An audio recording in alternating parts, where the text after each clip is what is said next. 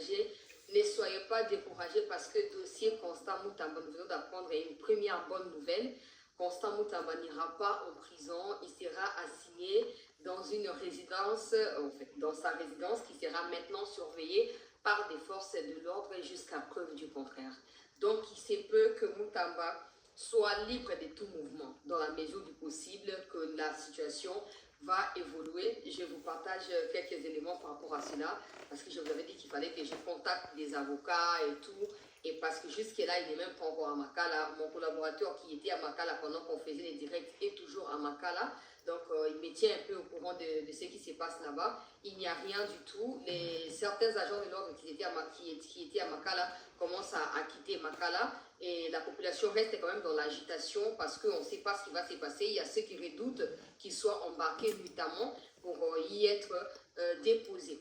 Donc ça, c'est la première bonne nouvelle. D'ailleurs, on va placer quelques mots là-dessus par rapport à ces dossiers. La deuxième probable bonne nouvelle, c'est la destitution probable de Vital Kamerhe. Ça s'est dit de plus en plus dans les couloirs de l'Union Salée pour les ventres.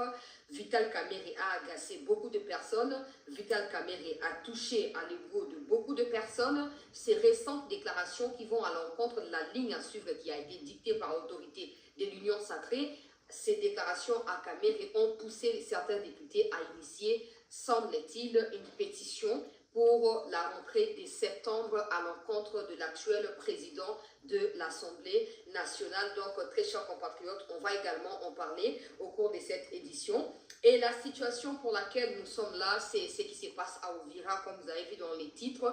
La ville d'Uvira reste paralysée. Depuis le matin jusqu'à l'heure où je fais cette émission, la situation reste tendue. Les Wazalendo, les populations d'Uvira redoutent la chute de cette ville ou de ces territoires ou du chef-lieu de ces territoires en s'opposant à la nomination d'un nouveau chef des FRDC, M. Gassita, qui est arrivé et qui a été interdit d'accéder à Uvira. Il semble qu'il est actuellement au Burundi. Des discussions sont en cours entre des autorités des Wazalendo et des autorités du gouvernement pour trouver un terrain d'attente ou on va dire un compromis, parce que le monsieur a été à la chute de Bukavu également. Il était à Bukavu, très cher compatriote, quand Bukavu était tombé. Les Gassita a été là-bas. Il est sous, on va dire, le leadership des Massouzou, parce que c'est un peu Massouzou qui est au niveau de la 3e région militaire. Mais Gassita a laissé des souvenirs amers auprès du peuple congolais dans le Sud Kivu. Et comme la défense d'Uvira est un symbole pour beaucoup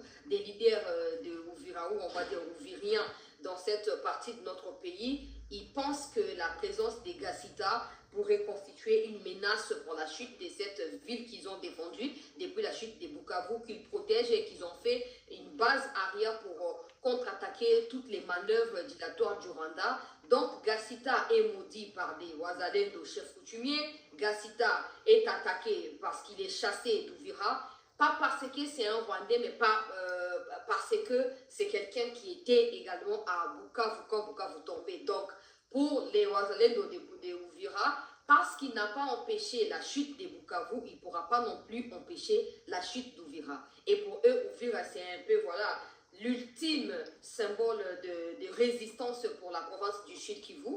Ils voient très mal laisser la gestion de cette ville entre les mains de quelqu'un qui a peu de volonté, qui a peu de transparence ou de loyauté à l'égard de la République. Donc pour eux, il doit absolument débarquer, il doit être débarqué de Uvira. Bon, moi je pense qu'on va prendre Jules Boulouba par rapport à cela, parce que lui, il connaît